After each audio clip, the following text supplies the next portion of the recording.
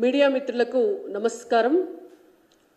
విద్యా సంవత్సరం మొన్నటి నుంచి మొదలైన క్రమంలో తెలంగాణ రాష్ట్రంలో ఎన్నడూ లేనట్టుగా కొత్త వింత వార్తలు చూస్తున్నాం మనం. లేటెస్ట్గా తెలంగాణ రాష్ట్రంలో ఉన్నటువంటి ప్రభుత్వ పాఠశాలలకు పాఠ్య పుస్తకాలు పంపించేటటువంటి క్రమంలో అధికారంలో ఉన్నటువంటి కాంగ్రెస్ పార్టీ పాఠ్య పుస్తకాల ముందు మాటలు ముఖ్యమంత్రి పేరు దగ్గర పాత ముఖ్యమంత్రి కేసీఆర్ గారి పేరు, విద్యాశాఖ మంత్రి పేరు దగ్గర సబితా ఇంద్రారెడ్డి గారి పేరు పెట్టి ముందు మాట ఉన్నటువంటి పుస్తకాలను అట్లనే ప్రచురించి అట్లనే స్కూళ్ళల్లో కూడా పంపించిన తర్వాత అక్కడ ఉన్నటువంటి ఉపాధ్యాయులు విద్యార్థులు చూసిన తర్వాత తప్ప ఈ వార్త వెలుగులోకి రాలేదు. అంటే ఇంత దౌర్భాగ్యమైనటువంటి పరిస్థితి ఎందుకున్నది ఈ రాష్ట్రంలో అంటే కాంగ్రెస్ పార్టీ ఇంకా వాళ్ళు అధికారంలోకి వచ్చినాము అని వాళ్ళే నమ్ముతలేరు. ఇంకా ముఖ్యమంత్రి కేసీఆర్ గారే, ఇంకా విద్యాశాఖ మంత్రి సబితా ఇంద్రారెడ్డి గారే అన్న అనుకొని ఉండాలి. లేకుంటే దిక్కు దివానం లేని ఒక శాఖ కింద విద్యాశాఖ ఇవాళ అట్లా ఏదో ఆరో వేలు కింద పక్కన పడేసన్న ఉండాలి. ఎంత దౌర్భాగ్యమైనటువంటి పరిస్థితి అంటే ముఖ్యమంత్రి ఎవరో కూడా చూడకుండా పుస్తకాలు ప్రచురణ అయ్యి అవి డిస్ట్రిబ్యూషన్ జరుగుతున్నాయి అని అంటే పర్యవేక్షించడానికి ఒక మంత్రి లేడు తెలంగాణ రాష్ట్రంలో. తెలంగాణ రాష్ట్రంలో గనక ఒక విద్యాశాఖ మంత్రి ఉండి ఉంటే ఇవాళ ఆ మంత్రి కింద ఆ శాఖ కింద అధికారులు ఉండి ఉంటే పర్యవేక్షణ అనేటువంటిది జరిగి ఉండి ఉంటే ఇవాళ ఇటువంటి దుస్థితి రాదు. అందుకే ఇవాళ భారతీయ జనతా పార్టీ తరఫున మేము తెలంగాణ ప్రజల పక్షాన, తెలంగాణలో చదువుకుంటున్నటువంటి పేద విద్యార్థుల పక్షాన, విద్యార్థుల తల్లిదండ్రుల పక్షాన కాంగ్రెస్ పార్టీని ప్రభుత్వాన్ని డిమాండ్ చేస్తున్నాం. తెలంగాణ రాష్ట్రానికి విద్యాశాఖ మంత్రి కావాలి. బడిబాట మొదలైంది, బడికి మంత్రి లేడు. తెలంగాణ రాష్ట్రంలో కాంగ్రెస్ ప్రభుత్వం రాగానే మద్యానికి మంత్రి ఉన్నాడు తప్ప విద్యకు మంత్రి లేడు. ఇది సిగ్గుపడాల్సినటువంటి అంశం. మద్యానికి మంత్రిని పెట్టినరు మీరు. కొత్త బ్రాండ్లు ఏం తీసుకురావాలి, ఆ బ్రాండ్లల్లో కమిషన్ ఎంత తీసుకోవాలి, టార్గెట్లు ఎక్సైజ్ డిపార్ట్మెంట్కి ఎంత పెట్టాలి, మద్యం ద్వారా ఆదాయం ఎంత పెంచుకోవాలి, ఈ సోయి ఉన్నటువంటి ముఖ్యమంత్రి గారికి మరి విద్యకు విద్యాశాఖకు కూడా ఒక మంత్రిని పెట్టాలి. పేద పిల్లలకు చదువు చెప్పేటటువంటి శాఖ ఇవాళ రాష్ట్ర అభివృద్ధి జరగాలి అంటే చదువు కావాలి పిల్లలకు అనేటువంటి సోయి ఎందుకు లేదు అని మేము ఇవాళ డిమాండ్ చేస్తున్నాం. ఎంత దారుణమైనటువంటి పరిస్థితి అంటే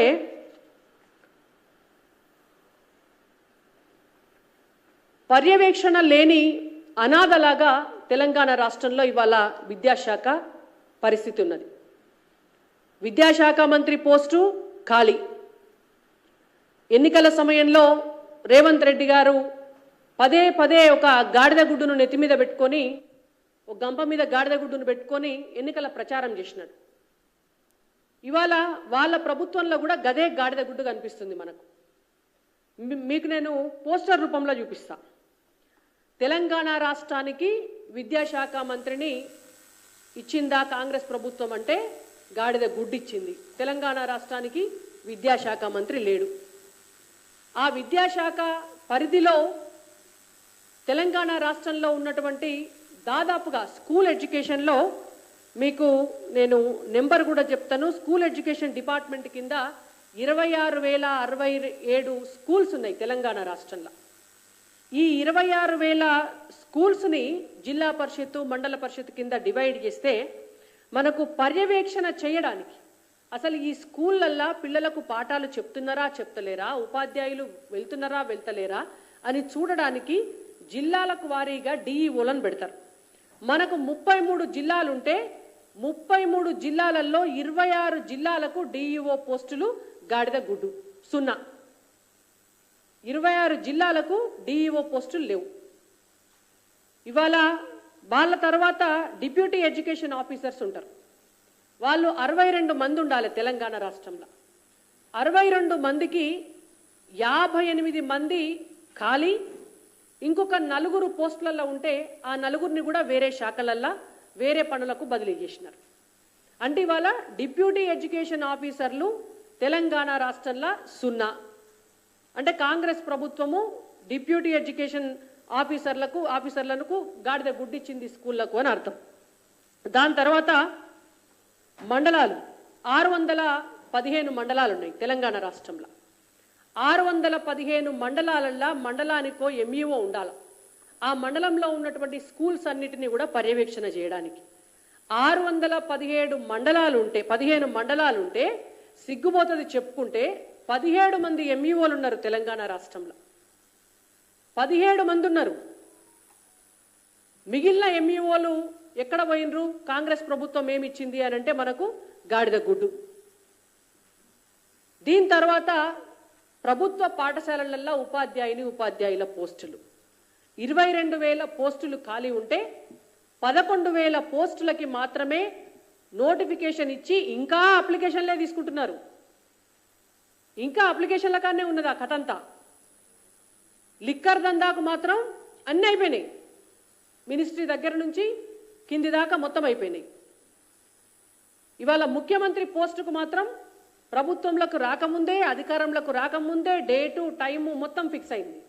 కానీ ఇవాళ బడులను బాగు చేయడం కోసము, విద్యాశాఖ మంత్రిని నియమించడం కోసము, డిఈఓలను నియమించడం కోసము, ఎంఈఓలను నియమించడం కోసము, డిప్యూటీ ఎడ్యుకేషన్ ఆఫీసర్లను నియమించడం కోసము, బళ్ళల్లా టాయిలెట్లు కడిగి ఊడ్చే స్కావెంజర్స్ను నియమించడం కోసము, పాఠాలు చెప్పే ఉపాధ్యాయులను నియమించడం కోసం మాత్రం ముఖ్యమంత్రికి ఈ రోజు వరకు కూడా టైం సరిపోతలేదు.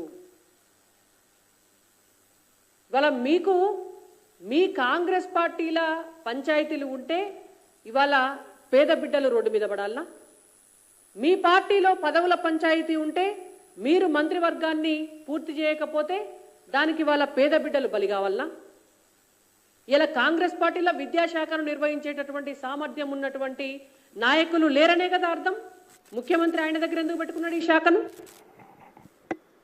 పర్యవేక్షించే సమయం లేనప్పుడు, పర్యవేక్షించే కెపాసిటీ లేనప్పుడు ఇవాళ ముఖ్యమంత్రి గారు వాళ్ళ కాంగ్రెస్ పార్టీలో ఎవరికన్నా ఒకళ్ళని చూసి ఇచ్చేది ఉండే.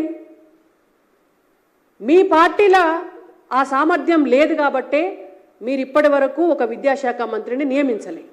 ఇవాళ మీ పార్టీల కొరత ఉండొచ్చు కానీ తెలంగాణ సమాజంలో ఉన్నతమైనటువంటి విద్యావంతులు, తెలంగాణ ఉద్యమకారులు మస్తు మంది ఉన్నారు. మీకు చేతగాకపోతే మేము ఒక లిస్టు రాసిస్తాం. ఎవరినన్నా ఒకరిని విద్యాశాఖ మంత్రిని చేయండి. 6 నెలల్లో వాళ్ళను ఎమ్మెల్సీగా బాధ్యత ఇచ్చి వాళ్ళను అర్హులను చేయండి. మీకు చేతగాకపోతే భారతీయ జనతా పార్టీగా తెలంగాణ ప్రజల పక్షాన విద్యాశాఖ మంత్రి పోస్టుకు మేము సూచిస్తాం. కాబట్టి ఇవాళ రేవంత్ రెడ్డి గారికి మేము భారతీయ జనతా పార్టీ తరపున డిమాండ్ చేస్తున్నాం.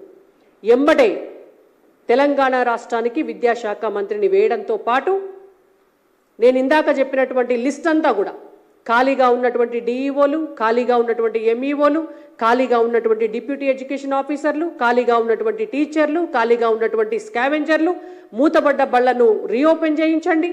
ఇవాళ కేంద్రం నుంచి వస్తున్నటువంటి డబ్బునంతా కూడా సర్వశిక్ష అభియాన్ కింద వస్తున్నటువంటి డబ్బునంతా కూడా తెలంగాణ రాష్ట్రంలో వాడండి. విద్యారంగాన్ని ఉన్నతమైనదిగా తీర్చిదిద్దేటటువంటి ఒక ప్రణాళికను సిద్ధం చేయాలి. లేకపోతే భారతీయ జనతా పార్టీ ఎట్టి పరిస్థితులలో ఊరుకోదు అని చెప్పి మిమ్మల్ని డిమాండ్ చేస్తున్నాం.